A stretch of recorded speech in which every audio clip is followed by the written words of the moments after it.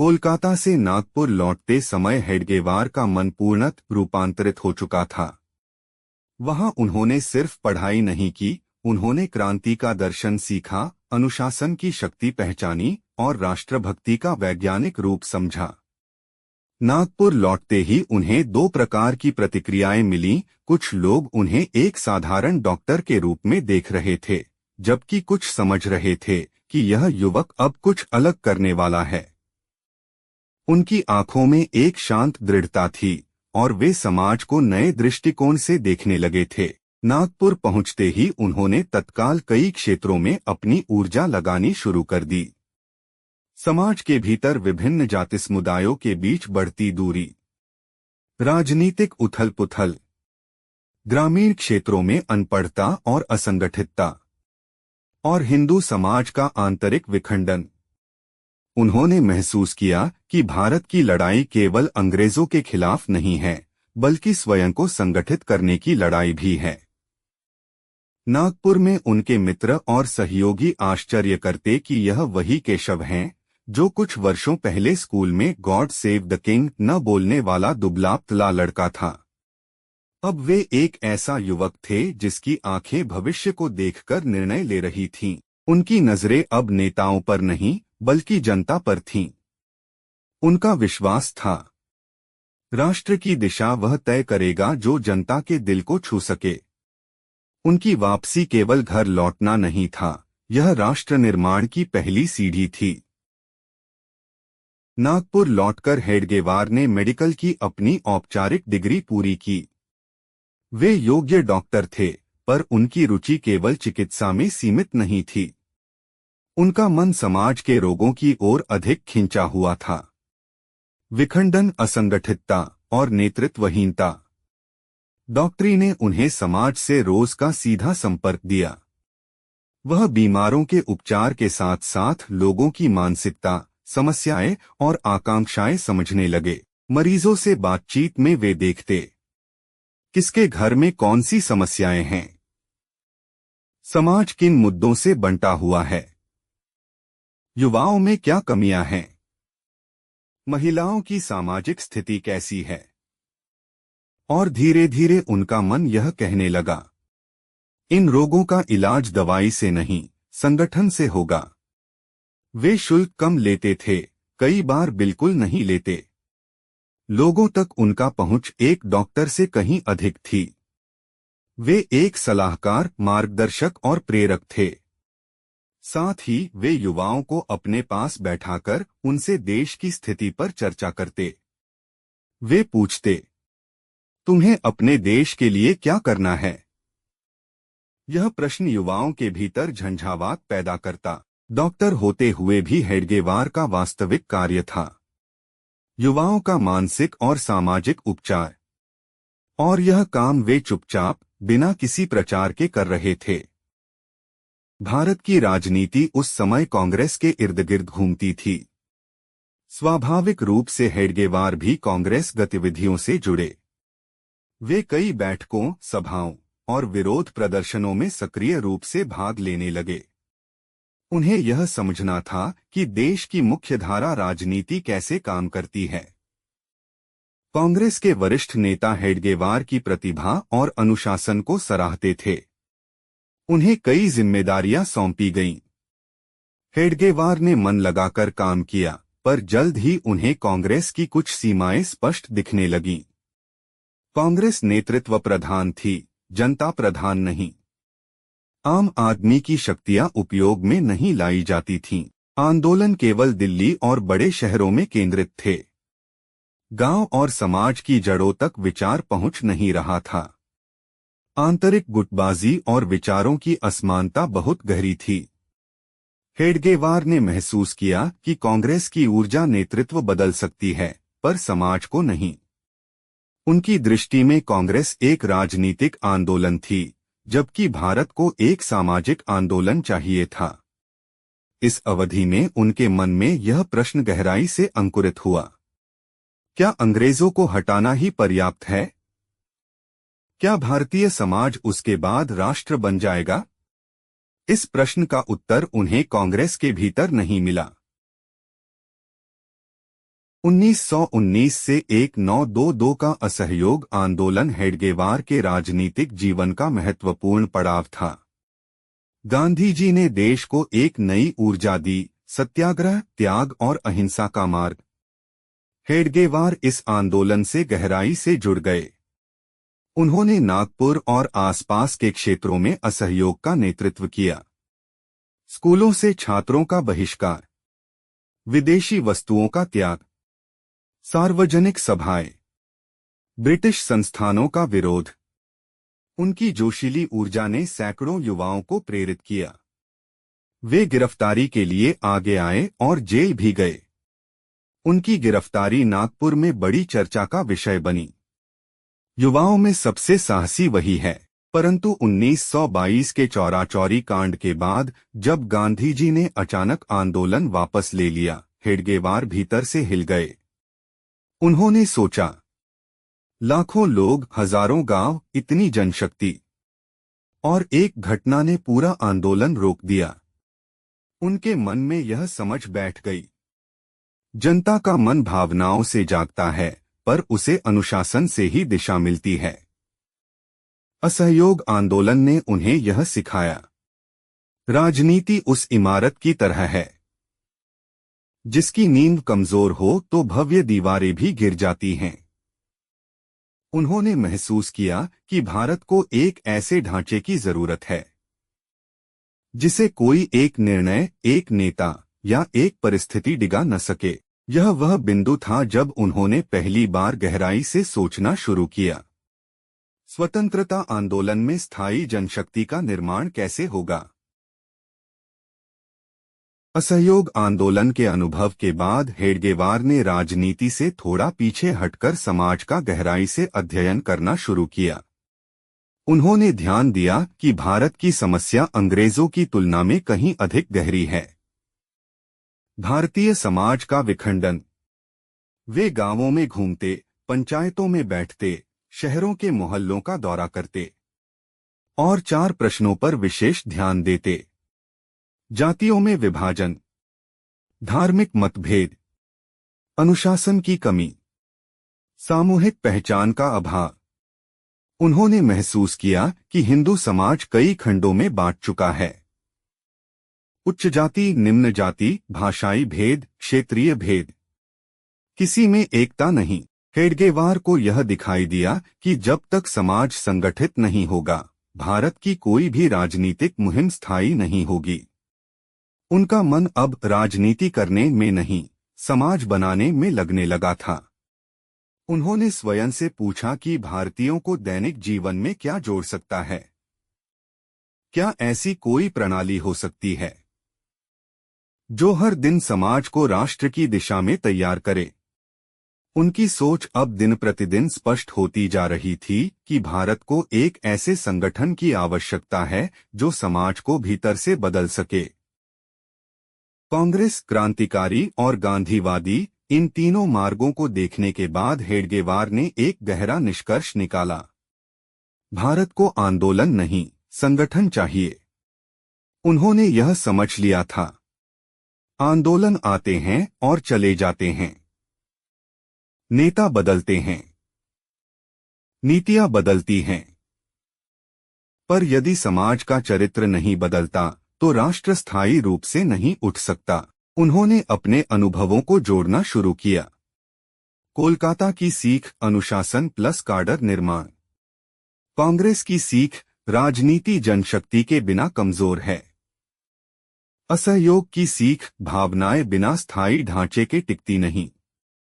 समाज अध्ययन की सीख, हिंदू समाज संगठित होने की प्रतीक्षा कर रहा है।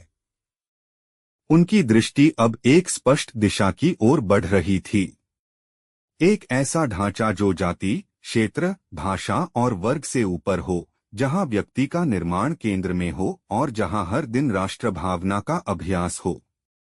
वे समझ चुके थे, यदि व्यक्ति बदलता है तो समाज बदलता है, यदि समाज बदलता है तो राष्ट्र बदलता है। यह विचार धीरे धीरे एक संगठन रूप में आकार ले रहा था, जिसे दुनिया आगे चलकर राष्ट्रीय स्वयंसेवक संघ के नाम से जानेगी। 1923-24 के बीच हेडगेवार का मन लगातार एक प्रश्न के इर्द गिर्द घूम रहा था। भारत को किस प्रकार का संगठन चाहिए? यह सिर्फ विचार नहीं था, यह एक आंतरिक पुकार थी जो हर दिन और तीव्र होती जा रही थी। उन्होंने देखा कि भारत में मौजूद सभी संगठन राजनीतिक, धार्मिक और सामाजिक किसी न किसी कमी से जूझ रहे हैं। राजनीतिक संगठन नेतृत्वाधारित थे, धार्मिक संगठन संप्रदाय आधारित थे और सामाजिक संगठन केवल दान और सुधार तक सीमित थे।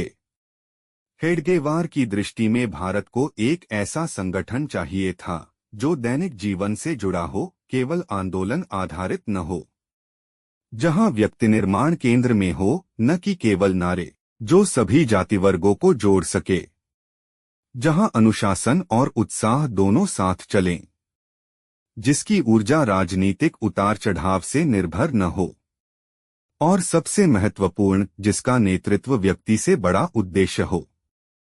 हेडगेवार कई रातें जागकर सोचते कि क्या कोई ऐसा ढांचा हो सकता है जो भारत की सामूहिक चेतना को प्रतिदिन प्रशिक्षित करे, जहां हर व्यक्ति राष्ट्र के लिए तैयार हो।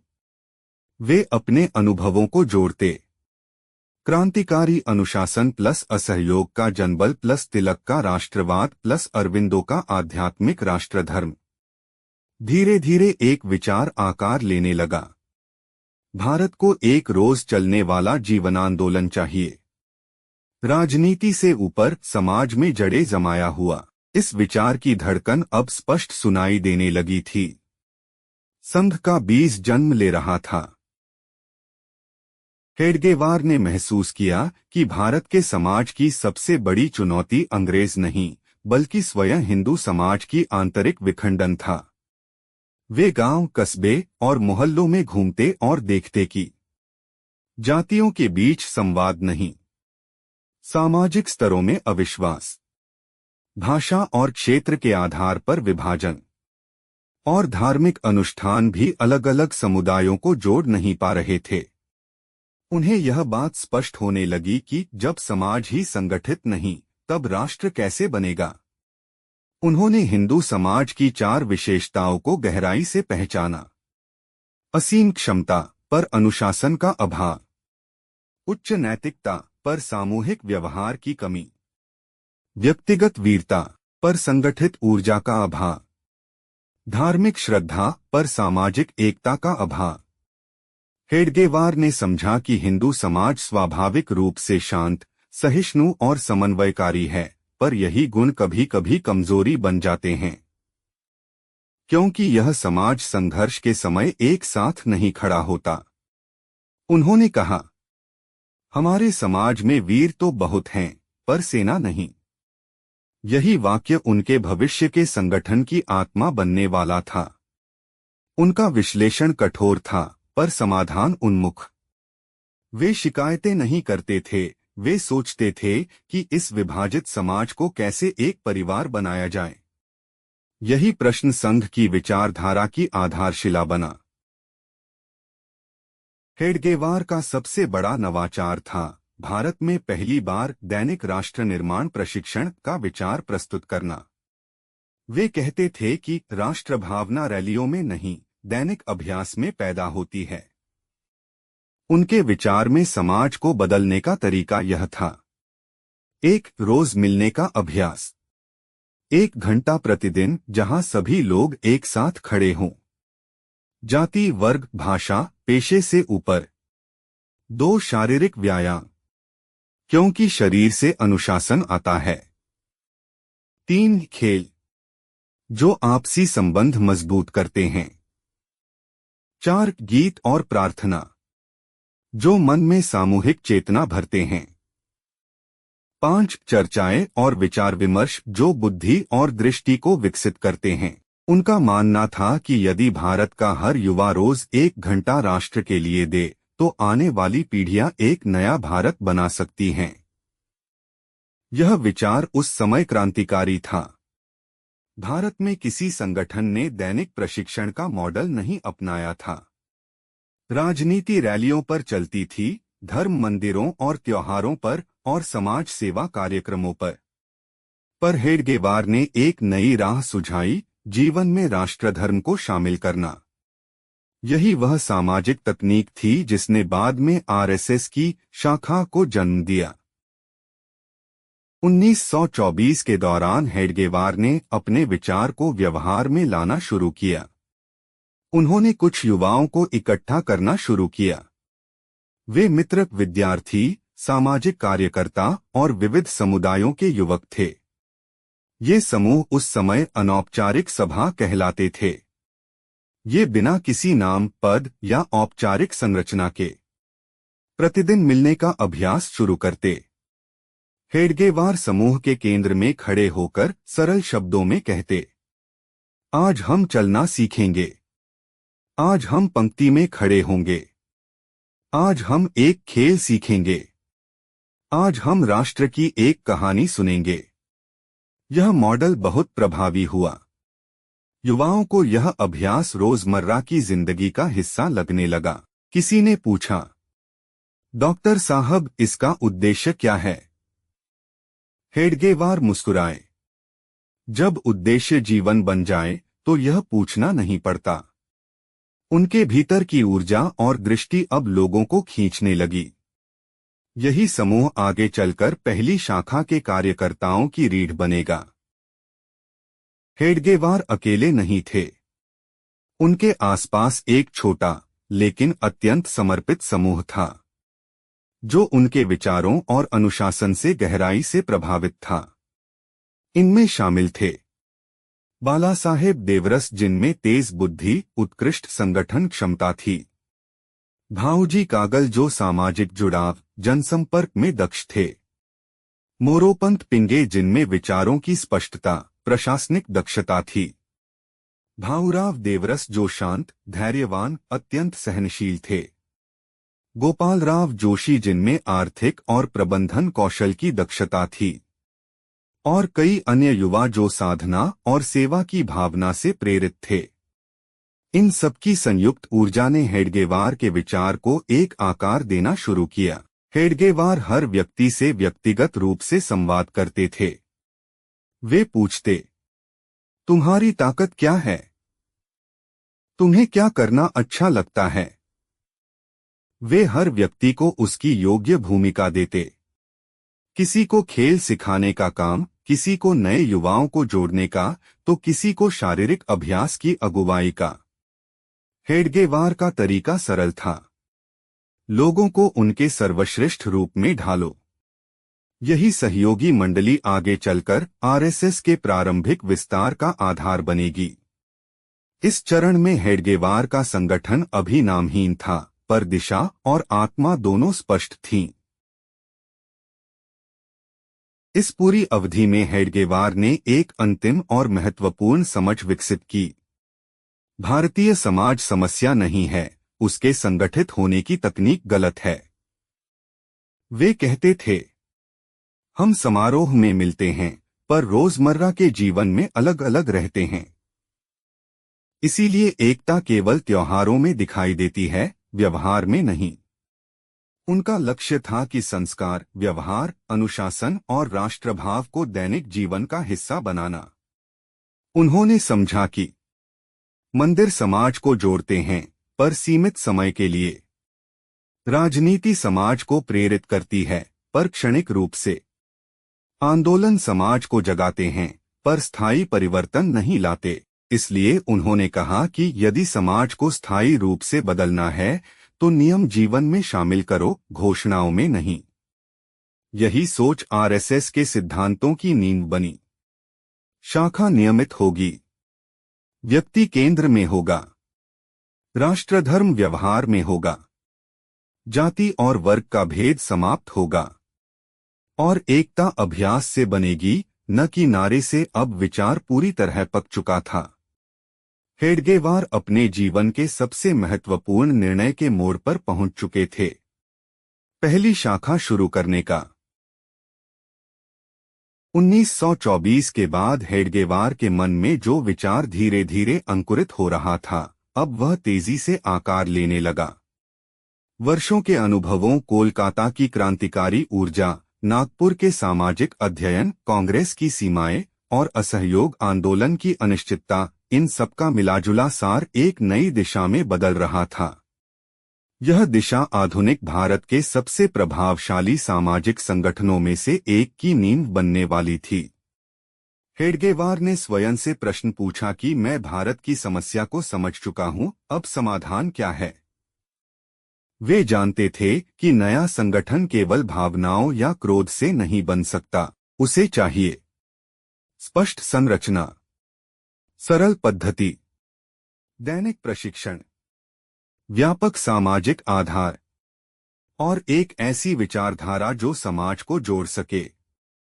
इसी समय उनके मन में 3 शब्द उभरे: व्यक्ति, समाज, राष्ट्र। वे कहते थे कि जब व्यक्ति सुधरता है, समाज सुधरता है, जब समाज सुधरता है, राष्ट्र उठता है।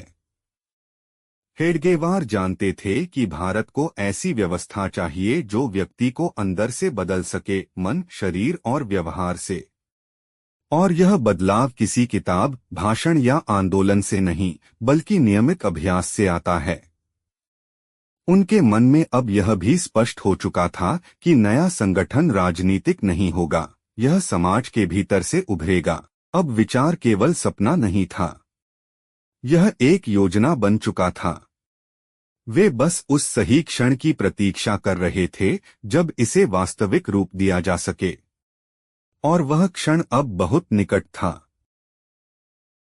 हेडगेवार ने नागपुर को अपने प्रयोग का केंद्र चुना। यह कोई संयोग नहीं था। इस शहर में सामाजिक, सांस्कृतिक और राजनीतिक ऊर्जा का संतुलित मिश्रण था, परंतु दिशा का अभाव था। हेडगेवार ने महसूस किया कि नागपुर का समाज तैयार है, बस उसे एक मार्गदर्शक चाहिए। उन्होंने एक अनोखा मॉडल सोचा, व्यक्ति निर्माण केंद्र, जहां हर युवक दैनिक रूप से प्रशिक्षण ले, विचार सीखे और समाजहित का अभ्यास करे। उन्होंने कहा कि हमारा लक्ष्य नया नेता बनाना नहीं, नया समाज बनाना है। इस मॉडल की प्रमुख विशेषताएं थीं: 1. दैनिक शाखा। राजनीति के आंदोलन कभी कभार होते हैं, पर राष्ट्र निर्माण हर दिन होता है। 2. खेल और व्यायाम। यह युवाओं को मानसिक और शारीरिक रूप से मजबूत बनाते हैं। 3. सामूहिक प्रार्थना, जो केवल धार्मिक नहीं, एक साझा राष्ट्रीय चेतना का प्रतीक थी। 4. अनुशासन और सरलता। कोई पद, वर्दी, बड़ी इमारत या पैसा आवश्यक नहीं था, सिर्फ मन, शरीर और संकल्प। 5. जाति वर्ग से परे एकता। यह पहला ऐसा मंच बनने वाला था जहां ब्राह्मण, बनिया, शूद्र, मजदूर, विद्यार्थी, ऑल वर इक्वल। हेडगेवार की दृष्टि स्पष्ट थी, युवाओं की शक्ति को एक दिशा दूंगा और यह दिशा भारत को बदलेगी। नागपुर इस क्रांति का पहला साक्षी बनने वाला था। 1925 की शुरुआत में हेडगेवार ने अपने विश्वसनीय सहयोगियों को कई गुप्त बैठकों में आमंत्रित किया। इन बैठकों में उपस्थित थे बाला साहेब देवरस, मोरोपंत पिंगे, भाऊजी कागल, भाऊराव देवरस और कुछ अन्य युवा। ये सभी हेडगेवार की ऊर्जा, अनुशासन और दृष्टि से प्रेरित थे। इन बैठकों में 3 बिंदुओं पर गहन चर्चा हुई कि 1. नया संगठन कैसा हो? हेडगेवार ने कहा, राजनीति नहीं, सामाजिक साधना। नेता नहीं, स्वयंसेवक। आदेश नहीं, अनुशासन। 2. क्या यह संभव है कि रोज लोग आएं? हेडगेवार ने उत्तर दिया, अगर उद्देश्य शुद्ध हो और तरीका सरल, तो लोग रोज आएंगे। 3. यह आंदोलन कितने लोगों से शुरू होगा? उन्होंने मुस्कुराकर कहा, इतिहास की सबसे बड़ी शक्तियां हमेशा छोटे समूह से जन्म लेती हैं। उनके सहयोगी कभी कभी आश्चर्य करते, डॉक्टर साहब, बिना भवन, बिना पद, बिना धन, क्या यह संगठन चलेगा? हेडगेवार शांत रहते और कहते कि यह विचार मेरे नहीं, यह भारत की आत्मा का विचार है। इसे कोई नहीं रोक सकता। उनकी आंखों में वह भविष्य चमक रहा था जो किसी और को अभी दिखाई नहीं दे रहा था। उसी रात निर्णय लिया गया, अब संगठन शुरू होगा, बस अवसर चाहिए। और वह अवसर आने ही वाला था। 1925 की विजयादशमी नागपुर के इतिहास का एक शांत सामान्य दिन था, पर हेडगेवार के लिए यह दिन भारत के भविष्य का बीज बोने वाला था। उन्होंने अपने कुछ विश्वसनीय साथियों और युवाओं को बुलाया। स्थान चुना, नागपुर के मोहितेवाड़ा इलाके में एक नीम का पेड़। साधारण छाया से भरा, पर इतिहास की दृष्टि से अत्यंत महत्वपूर्ण। हेडगेवार उस नीम के पेड़ के नीचे खड़े हुए। उनके सामने केवल 8-10 युवक थे। यही वह क्षण था जब विचार कर्म में बदलने वाला था। उन्होंने कोई भाषण नहीं दिया। उनका तरीका अलग था। पहले करो फिर समझाओ। उन्होंने युवाओं को पंक्ति में खड़ा किया, सूर्य नमस्कार कराया, कुछ खेल खिलाए, फिर एक छोटी सी प्रार्थना करवाई। नमस्ते सदा वत्सले मातृभूमि। पास के लोग आश्चर्य से देख रहे थे। यह क्या हो रहा है? ये कौन है? यह कौन सा नया अभ्यास है? हेडगेवार ने कहा, आज से हम रोज मिलेंगे। किसी ने पूछा, किस लिए? वे बोले, राष्ट्र के लिए, अच्छा बनने के लिए। उस नीम के पेड़ के नीचे न कोई बैनर था, न कोई पदाधिकारी, न कोई बड़ा आयोजन। पर वहीं से शुरू हुआ भारत के सबसे बड़े सामाजिक संगठन की यात्रा। वह नीम का पेड़ आज भी सिर्फ पेड़ नहीं, यह उस विचार का साक्षी है जो शांति से लिखा गया, पर इतिहास में गरज की तरह गूंजा। विजयादशमी 1925 को नीम के वृक्ष के नीचे शुरू हुई वह छोटी सी दैनिक सभा कुछ ही हफ्तों में एक अनोखे आकर्षण का केंद्र बनने लगी। शुरुआत में केवल 8-10 युवक थे, पर रोज शाखा आयोजित होने लगी तो उत्सुकता बढ़ी। आसपास के घरों, गलियों और मोहल्लों से लोग देखने आने लगे, ये लड़के रोज क्या कर रहे हैं? यह नया अभ्यास कैसा है? शाखा में सहभागिता धीरे धीरे बढ़ने लगी। कुछ सप्ताहों में संख्या 20 से 30 और फिर 50 तक पहुंच गई। युवाओं को शाखा का तरीका बेहद सरल और प्रभावी लगा। 1 घंटा प्रतिदिन, न कोई जटिल नियम, न कोई ऊंचे नीचे पद, न कोई धार्मिक विवाद, न कोई राजनीतिक नारा, सिर्फ अनुशासन, व्यायाम, खेल, प्रार्थना और सादगी। हेडगेवार हर दिन शाखा में समय पर आते। वे स्वयं सबसे पहले पंक्ति में खड़े होते, सभी अभ्यास करते और दिखाते कि नेता आदेश नहीं देता, नेता उदाहरण बनता है। उनका तरीका प्रेरक था, उनका व्यवहार आत्मीय था और उनकी दृष्टि स्पष्ट। व्यक्ति को बदलिए, समाज स्वयं बदल जाएगा। एक नया वातावरण बनने लगा, जहां जाति, वर्ग, पेशा, उम्र सब अप्रासंगिक थे।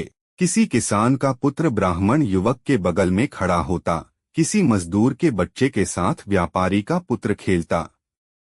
इस तरह एक नए सामाजिक प्रयोग की शुरुआत हुई, जो भारत के समाज में क्रांति लाने वाला था।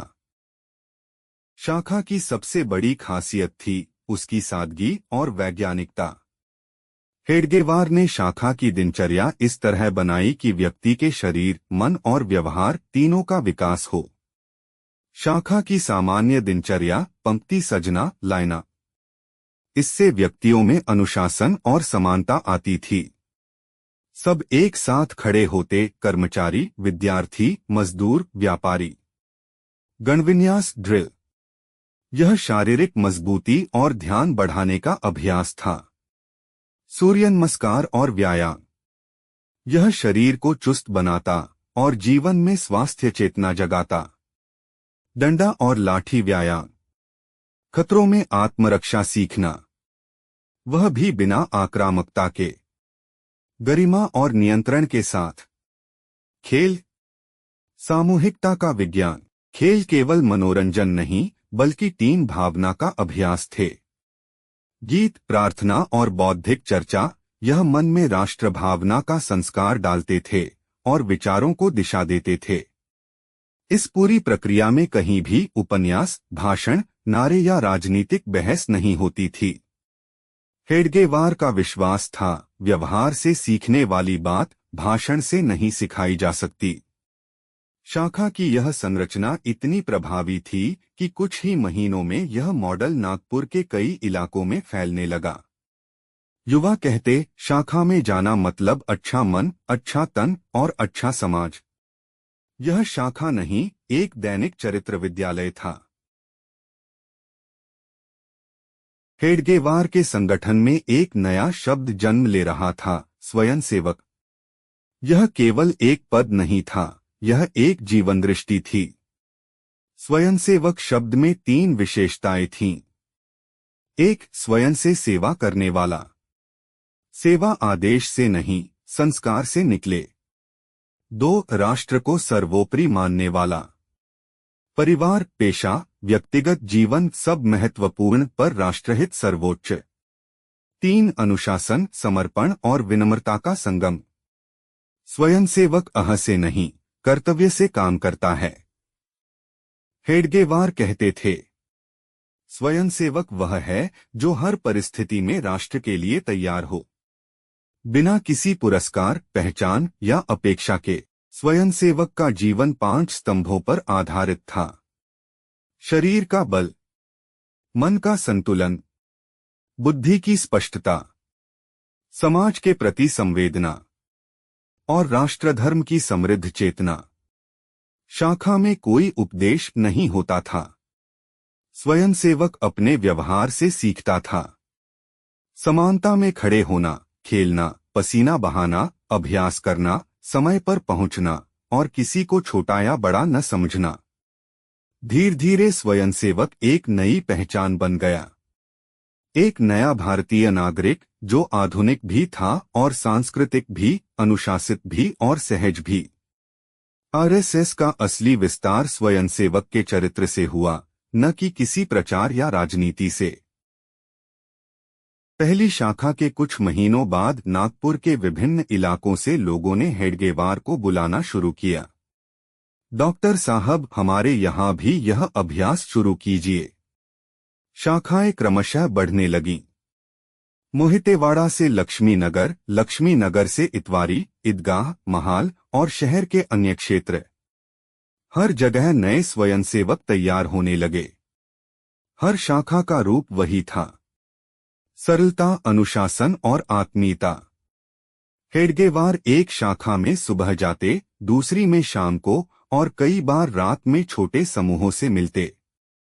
वे शाखाओं का निरीक्षण करते हुए युवाओं के चेहरे देखते, उनकी ऊर्जा पहचानते और धीरे धीरे उनकी भूमिकाएं तय करते। यह विस्तार प्राकृतिक था। न कोई पोस्टर, न कोई अखबार में विज्ञापन, न कोई कार्यालय। लोग कहते, शाखा से लड़के सुधर रहे हैं, सशक्त बन रहे हैं और समाज में एक नई चेतना आ रही है। माता पिता बच्चों को भेजने लगे क्योंकि शाखा उन्हें शारीरिक, मानसिक और नैतिक दृष्टि से मजबूत बना रही थी। संगठन का नाम तब भी तय नहीं था, पर उद्देश्य इतना स्पष्ट था कि नाम की आवश्यकता भी नहीं पड़ती थी। इस तरह आरएसएस विचार धीरे धीरे आंदोलन में बदल रहा था। शांत पर गहरा, साधारण पर प्रभावी। आरएसएस का प्रभाव केवल शाखाओं की संख्या में नहीं था, बल्कि समाज में आए आंतरिक बदलावों में था। एक, जातिगत दीवारें टूटने लगीं। शाखा में ब्राह्मण, बनिया, शूद्र, मजदूर, विद्यार्थी सब एक साथ खड़े होते। किसी को ऊंचा या नीचा नहीं समझा जाता। यह स्वतंत्र भारत का पहला बड़ा सामाजिक प्रयोग था जहां जाति अप्रासंगिक थी। 2, अनुशासन समाज का हिस्सा बनने लगा। स्वयंसेवक समय पर आते, संगठित रूप से अभ्यास करते और अपने घरों में भी अनुशासित जीवन जीने लगे। 3, राष्ट्रीय चेतना बढ़ी। लोग अब राष्ट्र को केवल इतिहास की किताबों में नहीं, बल्कि दैनिक जीवन में महसूस करने लगे। 4. युवा ऊर्जा सही दिशा में लगी। शाखाओं ने युवाओं को अव्यवस्थित क्रोध से निकालकर सकारात्मक राष्ट्र सेवा की दिशा दी। 5. समाज में आत्मविश्वास बढ़ा। लोग महसूस करने लगे कि हम बदल सकते हैं और हम बदलेंगे।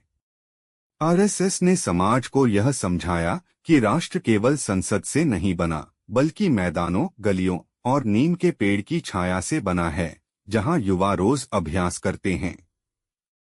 यह परिवर्तन शोर नहीं मचाता था, पर धीरे धीरे समाज की आत्मा को बदल रहा था। 1925 से 1930 के बीच आरएसएस एक छोटे समूह से नागपुर का एक संगठित, सशक्त और प्रेरक सामाजिक आंदोलन बन चुका था। पर इसकी शुरुआत बेहद सरल थी। एक डॉक्टर, कुछ युवक और एक नीम का पेड़। हेडगेवार ने न कोई बड़ी इमारत बनाई, न कोई प्रचार अभियान चलाया, न किसी राजनीतिक समर्थन की मांग की। वे कहते थे, यदि विचार सही है तो उसकी ताकत उसे आगे ले जाएगी। आरएसएस का जन्म एक विचार था, व्यक्ति निर्माण, और यही विचार आगे चलकर भारत के सामाजिक सांस्कृतिक पुनर्जागरण की नींव बना। धीरे धीरे आरएसएस ने ऐसी पीढ़ियां तैयार की जो अनुशासित थीं, निःस्वार्थ थीं, सांस्कृतिक रूप से जागरूक थीं और समाज के लिए समर्पित थीं।